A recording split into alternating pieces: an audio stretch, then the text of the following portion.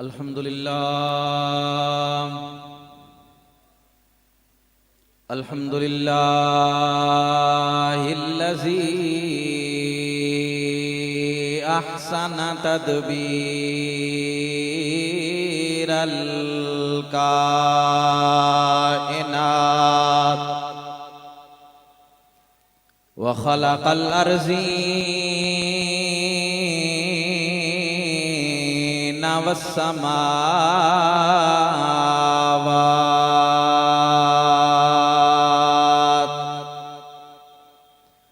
وأنزل الماء من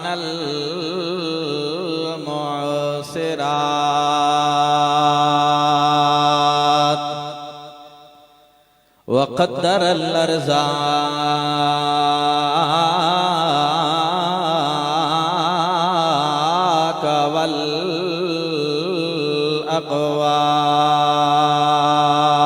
والأقوات وأثاب على الأعمال الصالحات وأنشأ الحب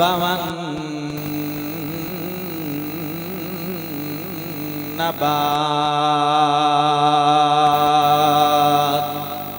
وقدر الأرزاق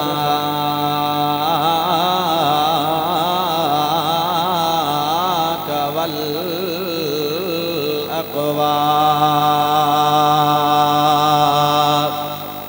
الذي حصل من نوره وجود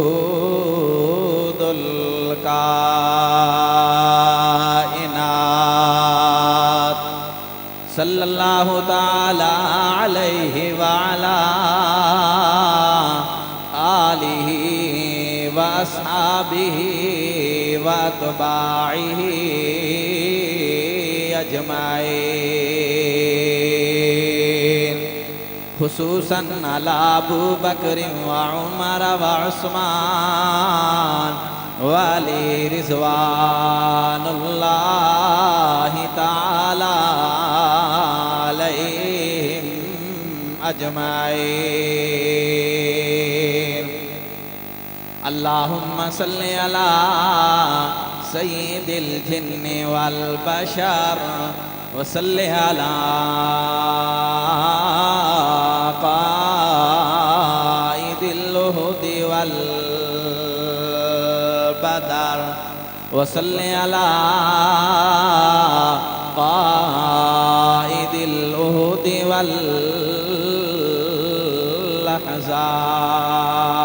والأحزاب وصل على أجمل البشر وأكمل البشر وأحير البشر وصل على هو حي موجود محفوظ مع الروح والجسم في القبر أما بعد فأعوذ بالله السميع العليم من الشيطان الرجيم بسم الله الرحمن الرحيم فإن آمنوا بمثل ما آمنتم به فقد اهتدوا قال النبي صلى الله عليه وسلم عليكم بسنتي وسنة الخلفاء الراشدين المهديين سبحان ربك رب العزة عما يصفون وسلام على المرسلين والحمد لله رب 'อาลามีน بندہ پروردگارم امت احمد نبی، بندہ پروردگارم امت احمد نبی، دوست دارم چار یارم تاب اولاد علی، مذہب حنفیہ دارم ملت حضرت خلیل، خاک پائے غوث اعظم زیر سایہ ہر ولی، ایمان ما بیطاعت خلفاء راشدین، اسلام ما محبت آل محمد، گلاب اور نہ چنبیلی کے پھول لائے ہیں، گلاب اور نہ چنبیلی کے پھول لائے ہیں، وہ خوشبوئیں جو خدا کے رسول لائے ہیں، جن کا ثانی تھا نہ ہے نہ ہوگا کبھی، جن کا ثانی تھا نہ ہے نہ ہوگا کبھی، ہمارے واسطے ایسے اصول لائے ہیں، وجود ان کا نہ ہوتا تو کچھ بھی نہیں ہوتا، وجود ان کا نہ ہوتا تو کچھ بھی نہیں ہوتا، ارے وہ کائنات کا شان نزول لائے ہیں، اور جو دل میں آپ کی محبوبیت نہیں رکھتے، جو دل میں آپ کی محبوبیت نہیں رکھتے، ارے وہ زندگی ہی جہاں میں فضول لائے ہیں، اور نبی نے ان کو بھی اخلاق کے گلاب دیے، نبی نے ان کو بھی اخلاق کے گلاب دیے، جو ظلم اور جفا کے ببول لائے ہیں، اور طاہر ہونٹوں سے چومو آنکھوں میں لگاؤ، طاہر ہونٹوں سے چومو آنکھوں میں لگاؤ، مسافران مدینہ جو دھول لائے ہیں۔ برادران اہل سنت والجماعت، تحریک خدام اہل سنت والجماعت پاکستان کے زیر اہتمام یہ سالانہ عظیم الشان سنی کانفرنس پیر طریقت، رہبر شریعت، جانشین قائد اہل سنت، وکیل صحابہ و اہل بیت، حضرت مولانا پیر محمد قاضی ظہور الحسین صاحب ازہر دامت برکاتہ العالیہ کے زیر نگرانی اپنی سابقہ روایات کے مطابق منعقد ہے۔ دعا فرمائیں پروردگار عالم مجھے بھی قرآن و سنت کے مطابق حق سچ کہنے کی توفیق عطا فرمائیں۔ اس کائنات کے اندر دو جماعتیں ایسی ہیں کہ جن کا انتخاب خود پروردگار عالم رب ذوالجلال فرماتے ہیں۔ پہلی جماعت انبیاء کرام علیہم السلام کی جماعت ہے۔ خلاق عالم پروردگار عالم رب العالمین کا ارشاد ہے، اللہ اعلم حیث یجعل رسالتا، کہ میں بہتر انداز میں جانتا ہوں کہ میں نے کس کے سر پہ نبوت کی پگڑی باندھنی ہے۔ میں بہتر انداز میں جانتا ہوں کہ میں نے کس کے سر پہ نبوت کا تاج سجانا ہے۔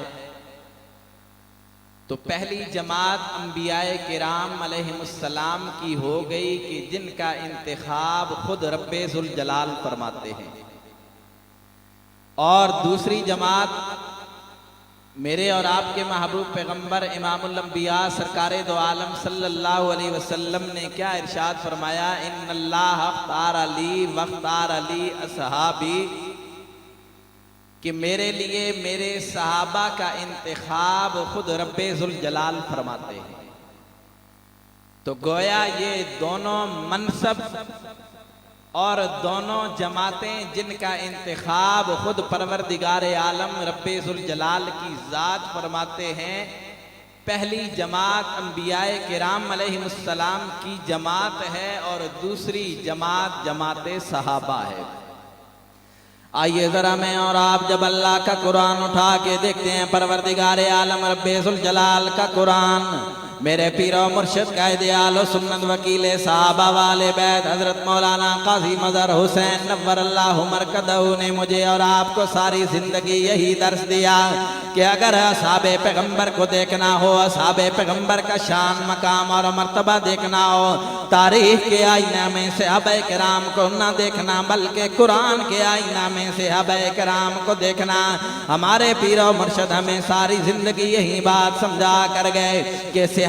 کرام تاریخی شخصیات نہیں ہیں بلکہ اصحاب پیغمبر قرآنی شخصیات ہیں، اور قرآن پر ایمان لایا جاتا ہے۔ آئیے نہ دیکھیں پروردگار عالم رب ذوالجلال کا قرآن میں اور آپ اٹھا کے دیکھتے ہیں، رب العالمین کا قرآن اس بات کا اعلان اظہار اور پرچار کر رہا ہے۔ الہ العالمین نے کیا ارشاد فرمایا، فَإِنْ آمَنُوا بِمِثْلِ مَا آمَنْتُمْ بِهِ فَقَدْ اهْتَدَوْا۔ رب ذوالجلال کا قرآن اس بات کا اعلان کر رہا ہے۔ خلاق عالم نے کیا ارشاد فرمایا، پروردگار عالم نے اعلان فرمایا، تمہارا ایمان ایسا ہو جیسے میرے محبوب پیغمبر کے صحابہ ایمان لائے۔ اے پروردگار عالم ہمارا ایمان کیسا ہونا چاہیے؟ رب العالمین نے کیا ارشاد فرمایا، تمہارا ایمان ایسا ہو جیسا میرے محبوب پیغمبر کے صحابہ ایمان لائے۔ تمہارا ایمان ایسا ہو جیسے ابو بکر ایمان لائے، اپنا تن من بدن سب کچھ محمد عربی امام الانبیاء سرکار دو عالم صلی اللہ علیہ وسلم کی ابرو کے اشارے پہ قربان کر دیا۔ پھر محمد عربی صلی اللہ علیہ وسلم نے اپنے یار جناب سیدنا صدیق اکبر رضی اللہ تعالیٰ عنہ کو کیسے مقام اور مرتبے سے نوازا۔ پروردگار عالم کا قرآن اس بات کا اعلان کر رہا ہے، جب جناب سیدنا صدیق اکبر رضی اللہ تعالیٰ عنہ نے اپنا سب کچھ پیارے پیغمبر امام الانبیاء سرکار دو عالم صلی اللہ علیہ وسلم کے حکم پر قربان کر دیا، اب اللہ کے محبوب پیغمبر نے کیسے مقام اور مرتبے کے ساتھ نوازا۔ رب العالمین کے محبوب پیغمبر نے ارشاد فرمایا، مروا ابا بکر فلیصلی بالناس، میرے ابو بکر بکر کو بلاؤ میرے مصلی پہ کھڑے ہو کہ میرے صحابہ میری جماعت صحابہ کی امامت کروائے، اور جناب سیدنا صدیق اکبر رضی اللہ تعالیٰ عنہ کے بارے میں میرے اور آپ کے محبوب پیغمبر امام الانبیاء سرکار دو عالم صلی اللہ علیہ وسلم نے ارشاد فرمایا، اس کائنات کے اندر، اس دنیا کے اندر میرے اوپر جس بندے کے بھی احسانات ہیں، میں نے تمام کے احسانات کا بدلہ اس دنیا کے اندر دے دیا ہے، لیکن واحد جناب سیدنا ابو بکر صدیق رضی اللہ تعالیٰ عنہ میرا وہ رضاکار ہے کہ جس کے احسانات کا بدلہ میں محمد عربی دنیا میں نہ دے سکا، کل قیامت والے دن رب ذوالجلال سے لے کر ابو بکر کے احسانات کا بدلہ دلواؤں گا۔ تو پھر بلکسر کے غیور سنی نوجوانوں، مجھے بھی یہ بات کہنے دیجئے کہ دنیا صداقت میں تیرا نام رہے گا، دنیا صداقت میں تیرا نام رہے گا، صدیق تیرے نام سے زندہ اسلام رہے گا۔ میں نے عرض یہ کیا میرے محبوب پیغمبر امام الانبیاء سرکار دو عالم صلی اللہ علیہ وسلم کے صحابہ کرام کا یہ مقام اور مرتبہ ہے، اللہ کے قرآن نے یہ بات اس بات کا اعلان اظہار اور پرچار کر دیا، تمہارا ایمان ایسا ہو جیسے میرے محبوب پیغمبر کے صحابہ ایمان لائے، تمہارا ایمان ایسا ہو جیسے جناب سیدنا فاروق اعظم رضی اللہ تعالیٰ عنہ ایمان لائے۔ پھر پروردگار عالم رب ذوالجلال نے کیسے مقام اور مراتب کے ساتھ نوازا، آئیے نہ دیکھیے پروردگار عالم کے محبوب پیغمبر امام الانبیاء سرکار دو عالم صلی اللہ علیہ وسلم کا ارشاد گرامی ہے، کیا ارشاد فرمایا، لو کان بعدی نبیوں لکان عمر بن الخطاب، میرے بعد اگر کوئی نبی ہوتا فاروق اعظم رضی اللہ تعالیٰ عنہ کے اندر وہ اوصاف پائے جاتے تھے کہ جناب سیدنا فاروق اعظم رضی اللہ تعالیٰ عنہ اللہ کے پیغمبر ہوتے، لیکن میرے اور آپ کے محبوب پیغمبر امام الانبیاء سرکار دو عالم صلی اللہ علیہ وسلم نے دوسرے مقام پہ ارشاد فرما دیا، کیا ارشاد فرمایا، نا خاتم النبیین لا نبی بعدی، میں اللہ کا آخری نبی ہوں، میرے بعد کوئی نبی نہیں ہے۔ اب دیکھیے جناب سیدنا فاروق اعظم رضی اللہ تعالیٰ عنہ کا کیسا شان مقام اور مرتبہ ہے، یہ فاروق اعظم رضی اللہ تعالیٰ عنہ فرشوں پہ جو رائے دیتے ہیں، رب ذوالجلال عرشوں سے قرآن بنا کے نازل کر دیتے ہیں، قرآن مجید کے 22 مقامات ایسے ہیں، فرشوں پہ جناب فاروق اعظم رضی اللہ تعالیٰ عنہ نے رائے دی، رب ذوالجلال نے عرشوں سے قرآن بنا کے نازل کر دیا۔ شاعر پیارے انداز میں یوں لب کشا ہوتا ہے، من عمر نو عمر دراز ہوئی، من عمر نو عمر دراز ہوئی، تے شلہوں میں عمر دا دردی، اس عمر دے در تے لکھاں دی، او میں ویکھی عمر سور دی، عمر دا شان حسین تو کچھ گھر عمر دے دی ہے دردی، حیران ہے طاہر باج عمر دے کہ میں پئی ہے عمر گزر دی۔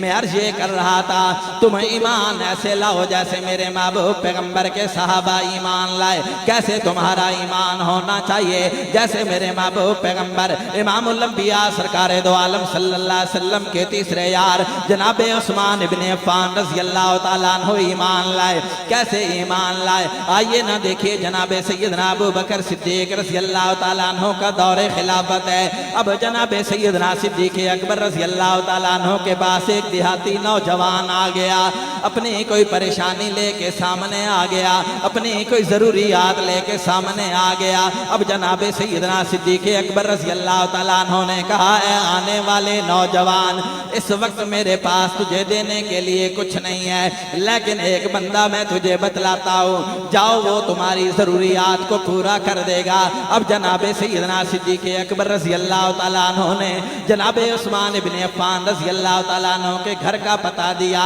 اب وہ نوجوان جناب سیدنا عثمان بن عفان رضی اللہ تعالیٰ عنہ کے دروازے پہ آ گیا۔ دروازے پہ آ کے اس نے دستک دی، اندر سے سوال کیا گیا من دق الباب، دروازے پہ آنے والا انسان کون ہے؟ اس نوجوان نے کہا میں ضرورت مند ہوں، اپنی ضرورت لے کے آیا ہوں۔ اب جب اس نوجوان نے دروازے پہ دستک دی تھی، جناب عثمان بن عفان رضی اللہ تعالیٰ عنہ گھر کے اندر اپنے بچوں کو کسی بات پہ غصہ ہو رہے تھے، اور وہ بات کون سی تھی؟ جناب سیدنا عثمان بن عفان رضی اللہ تعالیٰ عنہ اپنے بچوں کو اس بات پہ ڈانٹ رہے تھے، تم نے اپنی ضروریات کو اس قدر بڑھا دیا ہے کہ دودھ کے اندر تم شہد ملا کے پیا کرتے ہو، تمہاری ضروریات اتنی بڑھ گئی ہیں۔ اب جو وہ نوجوان کہتا ہے جو جناب صدیق اکبر رضی اللہ تعالیٰ عنہ نے میرے سامنے نقشہ کھینچا تھا، اس پورے نقشے پہ پانی پھر گیا، میں اسی سوچ میں گم ہو گیا کہ یہ بندہ جو اپنے بچوں کو دودھ کے اندر شہد ملا کے پینے سے روک رہا ہے، وہ میری ضروریات کیسے پورا کرے گا؟ اب جناب عثمان بن عفان رضی اللہ تعالیٰ عنہ دروازے پہ آ گئے اور اس نوجوان کے ساتھ سلام دعا ہوئی۔ جناب عثمان بن عفان رضی اللہ تعالیٰ عنہ نے پہلی بات جو کہی،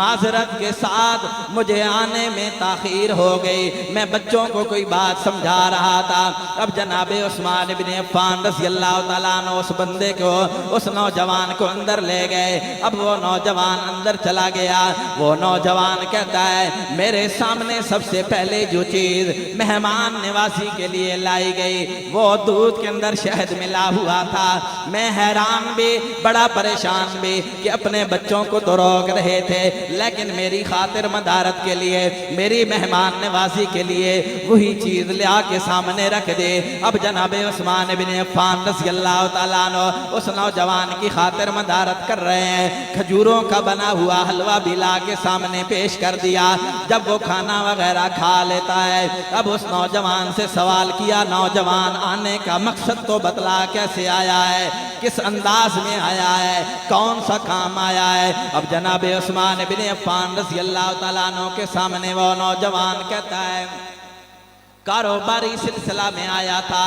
کاروبار میں اپنا پیسہ لگایا تھا، نقصان ہو گیا، مقروض ہو گیا ہو، لہٰذا جناب صدیق اکبر رضی اللہ تعالیٰ عنہ کے پاس آیا تھا، انہوں نے آپ کے گھر بھیج دیا۔ اب جناب عثمان بن عفان رضی اللہ تعالیٰ عنہ نے کہا تیری ضرورت کتنی ہے؟ وہ نوجوان کہتا ہے مجھے 10,000 درہم چاہیے۔ اب جناب عثمان بن عفان رضی اللہ تعالیٰ عنہ گھر کے اندر چلے گئے، گھر کے اندر جانے کے بعد بوری کے اندر 10,000 درہم ڈالے اور ایک اونٹنی تیار کر دی، اس اونٹنی کے اوپر کھانے کا سامان بھی لاد دیا اور گھر والوں کے لیے کپڑے بھی رکھوا دیے، اس نوجوان کے کپڑے بھی رکھوا دیے۔ اب آجبنا بمن، اسے کہا کہ یہ آپ اونٹ لے کے چلے جائیے۔ اب وہ نوجوان کیا کہتا ہے عثمان بن عفان رضی اللہ تعالیٰ عنہ آپ نے میری ضروریات کو بھی پورا کر دیا، میرے وہم و گمان سے بھی بڑھ کے آپ نے پورا کیا ہے۔ میرے ذہن میں ایک سوال آ رہا ہے، وہ سوال پوچھے آپ سے، پوچھنے کے علاوہ میں نہیں جاؤں گا۔ اب جناب عثمان بن عفان رضی اللہ تعالیٰ عنہ نے کہا نوجوان پوچھو کون سا سوال ہے؟ اس نوجوان نے کہا میں نے آپ کے دروازے پہ دستک دی تھی، جب آپ کے دروازے پہ آیا آپ اپنے بچوں کو 1 2 3 مرتبہ نہیں، رب ذوالجلال کے محبوب پیغمبر کی زبان نبوت سے کم و بیش 11 مرتبہ اللہ کے محبوب پیغمبر نے ارشاد فرمایا عثمان فی الجنہ، عثمان فی الجنہ، عثمان فی الجنہ۔ تو میں عرض یہ کر رہا تھا تمہارا ایمان ایسے ہونا چاہیے جیسے میرے محبوب پیغمبر کے صحابہ ایمان لائے، تمہارا ایمان ایسے ہونا چاہیے جیسے جناب سیدنا علی المرتضی شیر خدا رضی اللہ تعالیٰ عنہ ایمان لائے تمہارا ایمان ایسے ہونا چاہیے جیسے میرے محبوب پیغمبر کے نواسے جناب حسن و حسین ایمان لائے تمہارا ایمان ایسے ہونا چاہیے جیسے میرے محبوب پیغمبر امام الانبیاء سرکار دو عالم صلی اللہ علیہ وسلم کے ابو عبیدہ بن جراح ایمان لائے کیسا ایمان لائے اور پھر رب ذوالجلال کے محبوب پیغمبر امام الانبیاء سرکار دو عالم صلی اللہ علیہ وسلم پہ ایمان لانے والے یہ میرے محبوب پیغمبر کے صحابہ رب ذوالجلال نے انہیں یہ جو انعام دیا یہ جو اعزاز عطا کیا پروردگار عالم کے محبوب پیغمبر امام الانبیاء سرکار دو عالم صلی اللہ علیہ وسلم کے چہرے نبوت کا ایمان کی حالت میں انہوں نے دیدار کیا رب ذوالجلال کے محبوب پیغمبر کے چہرے نبوت کا دیدار کرنے کے بعد ارے رب ذوالجلال نے انہیں ایسے مقام اور مراتب کے ساتھ نوازا شاعر پیارے انداز میں یوں لب کشا ہوتا ہے سب کچھ تھا ان کا صاحب دربار کے لیے سب کچھ تھا ان کا صاحب دربار کے لیے ان کی تمام عمر تھی سرکار کے لیے رکھتے تھے وہ نگاہوں کو ہمیشہ باوضو آقا نامدار کے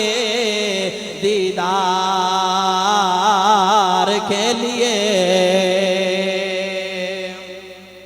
یہ میرے محبوب پیغمبر امام الانبیاء سرکار دو عالم صلی اللہ علیہ وسلم کا شان ہے آپ کا مقام اور مرتبہ ہے پھر رب ذوالجلال کے محبوب پیغمبر امام الانبیاء سرکار دو عالم صلی اللہ علیہ وسلم نے اپنے صحابہ کرام کے لیے کیا ارشاد فرمایا اب رب ذوالجلال کے محبوب پیغمبر نے ارشاد فرمایا سابق النجوم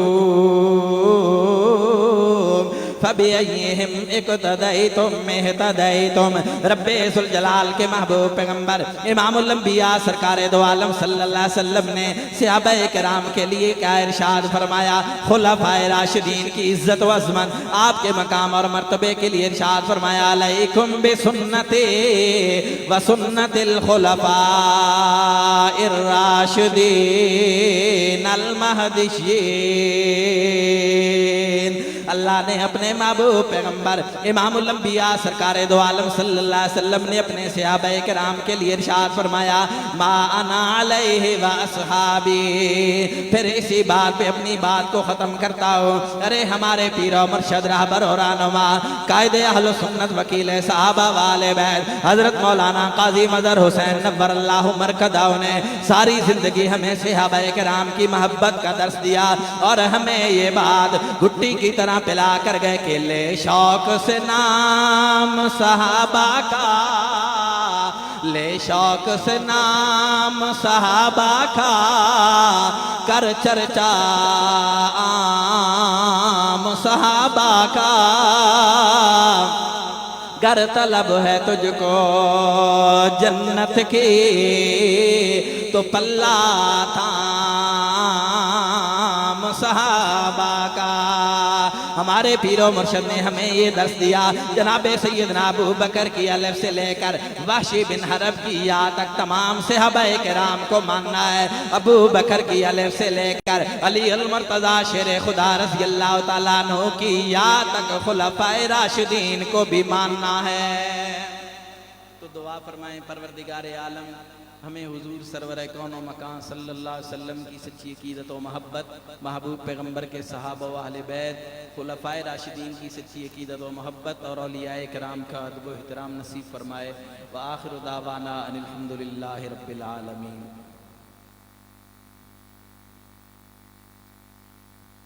بڑے خوب